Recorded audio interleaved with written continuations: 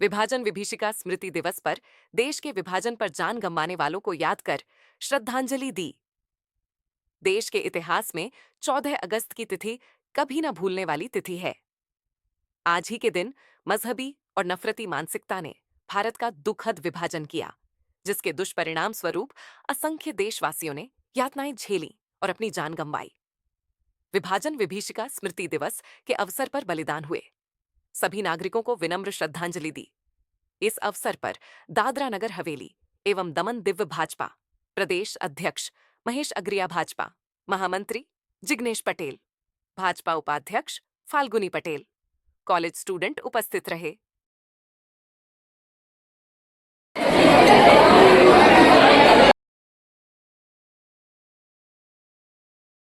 मैं हार्दिक स्वागत करती हूँ। आप सब जानते हैं कि 14 अगस्त को हमारे यशस्वी प्रधानमंत्री नरेंद्र भाई मोदी जी ने विभीषण विभीषिका स्मृति दिवस के नाम पे मनाने की घोषणा की है। तो मैं आपको विभीषण विभीषिका के लिए कुछ हम चर्चा करेंगे कि यह दिन की घोषणा हमारे प्रधानमंत्री जी ने क्यों की।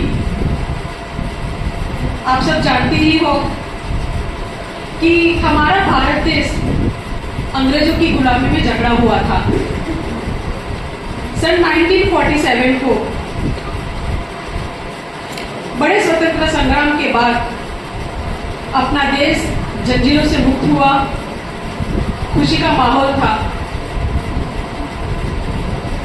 जन जन की आशा और आकांक्षाओं को पूरा करने के लिए अपना देश उस राह में चल पड़ा था।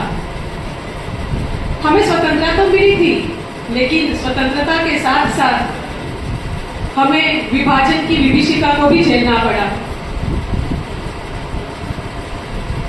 मुस्लिम लीग के मुसलमानों ने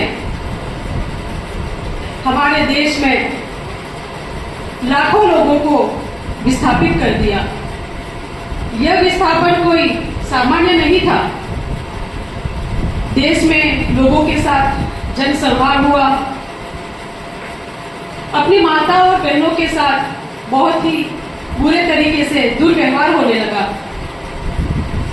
यहाँ तक कि अपने भारतीय उपमहाद्वीप में मानवता लोग त्राहिमाम हो चुकी थी।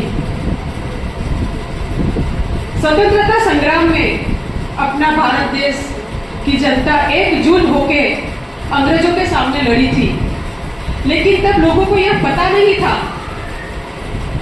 कि हमें एक दिन ऐसे विभाजन का बड़ा सामना करना पड़ेगा।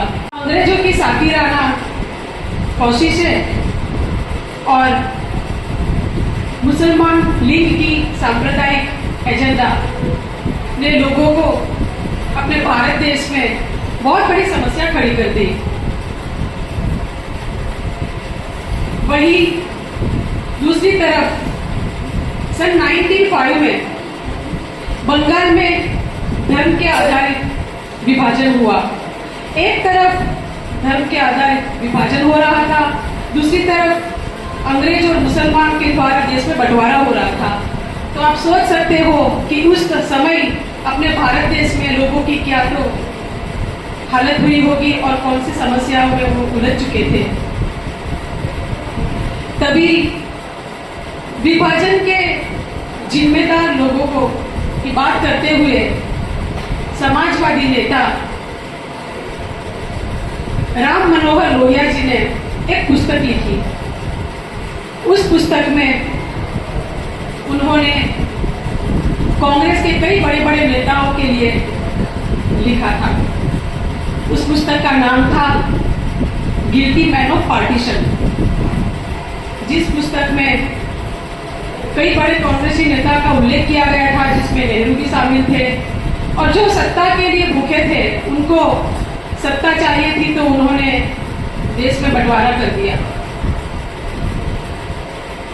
विभाजन की विभीषिका ने कई लोगों को, जिसमें हजार लाखों लोग विस्थापित हो चुके थे, और उनको असमयी मृत्यु का सामना करना पड़ा। उनके परिवार थे जिनको अमानवीय, जिनके साथ दुर्व्यवहार किया गया। क्या देश आधुनिक वर्तमान लोकतांत्रिक देश को बनाना तथा स्वतंत्रता संग्राम के लिए योगदान देना योग्य था? यदि हाँ, तो उनको उचित सम्मान मिलना चाहिए। वहाँ बीते साल ही हमारे यशस्वी प्रधानमंत्री श्री नरेंद्र भाई मोदी जी ने 14 अगस्त को विभाजन विभीषिका स्मृति दिवस के तौर पे मनाने की घोषणा की और यह घोषणा करते हुए मोदी जी ने यह भी कहा था कि देश के बंटवारे के दर्द को भुलाया नहीं जा सकता है, क्योंकि तब लाखों माता और बहनों को विस्थापित होना पड़ा था और हिंसा और नफरत के कारण ये सब हो रहा था। और संघर्ष में जिन्होंने बलिदान दिया, उन सबको याद करते हुए 14 अगस्त को विभाजन विभीषिका स्मृति दिवस को मनाने का निर्णय किया गया। यह दिन हमें भेदभाव, वैमनस्य, दुर्भावना के जहर को खत्म करने के लिए न केवल प्रेरित करता है, बल्कि एकता, सामाजिक सद्भावना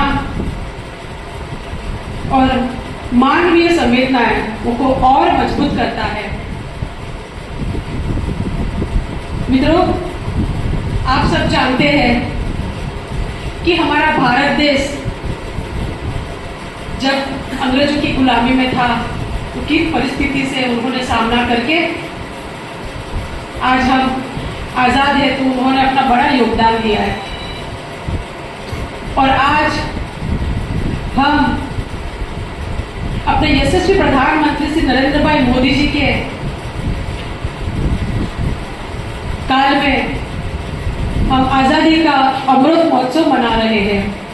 आप सब जानते हो कि हमारे प्रधानमंत्री श्री देश के लिए, बच्चों के लिए, बच्चों से लेके बूढ़ों के लिए तक उनकी सोच बहुत ही गतिशील है। तो आज के दिन हम जब यहाँ पे सब उपस्थित हैं, तो हमें अपने देश के लिए, और आप जब अभी युवा हो, तो आप सबको तो मैं यही कहना चाहूंगी कि आप देश का भविष्य हो और देश का भविष्य ही देश को उज्जवल बनाता है। जब हमारे प्रधानमंत्री श्री नरेंद्र भाई मोदी जी हमारे देश के लिए इतनी ऊंची और गहरी सोच रखते हैं, तो वहां पे हमें भी देश के लिए योगदान देना चाहिए। और आप सबको मैं बताना चाहती हूँ कि जब आप देश का भविष्य हो, तो आप देश की गति को और प्रगतिशील और गतिशील बनाने में अपना योगदान दें। बाकी मैंने जो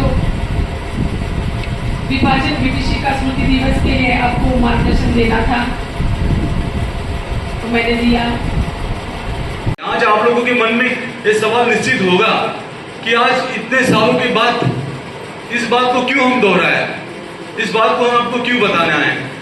इसके लिए बताने के लिए आए हैं कि इस देश में क्या हुआ है। आजादी तो आजादी, हमारे लाखों जो हमारे देशवासियों ने जो जान न्यौछावर कर दी थी, उसको हमको याद करने का मौका मिलता है। लेकिन साथ साथ में जो राजनीति हुई, उस राजनीति को हमें आपको बताना पड़ता है।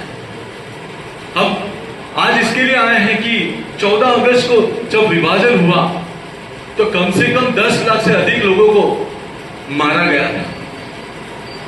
आपने बहुत सारे मूवी में देखा होगा, मैं मूवी बहुत कम देखता हूं, मुझे ज्यादा याद नहीं रहती है, लेकिन आप लोगों ने मूवी में देखा होगा कि ट्रेनों में भर भर के लाशें आती थी। ये कोई मूवी का पार्ट नहीं है, वो एक्चुअल था। आप समझिए कि हमारा अंकल भारत में रहता था और हमारा मामा जो है वो पाकिस्तान में सिंध प्रांत में रहता था। तो आप जब विभाजन हो गया तो क्या हो गया? हम आपस में परिवार अलग हो गए। परिवार अलग हो गए, वो बात तो वहां तक भी ठीक थी, लेकिन जब कुछ नेताओं के अपने निजी स्वार्थ के कारण ये विभाजन हुआ तो होता यूं था कि वहां जितने हिंदू थे उसमें ज्यादातर को मार दिया गया था। ये बात बताते हुए दिल भर जाता है कि उस समय मंजर क्या होगा। आप कल्पना तो करें कि अभी अभी पहलगाम हादसा हुआ, हमारी बहनों के सामने उनके पतियों को सामने से गोली मार दी गई थी आतंकवादियों द्वारा। उस बहनों पर क्या बीती होगी? आप उस मंजर को याद करके हमारे रोंगटे खड़े हो जाते। तो वहां तो 10-10 लाख लोगों को एक साथ में मारा गया था। जब बंटवारा हुआ तब पाकिस्तान में हिंदुओं की आबादी 22% था।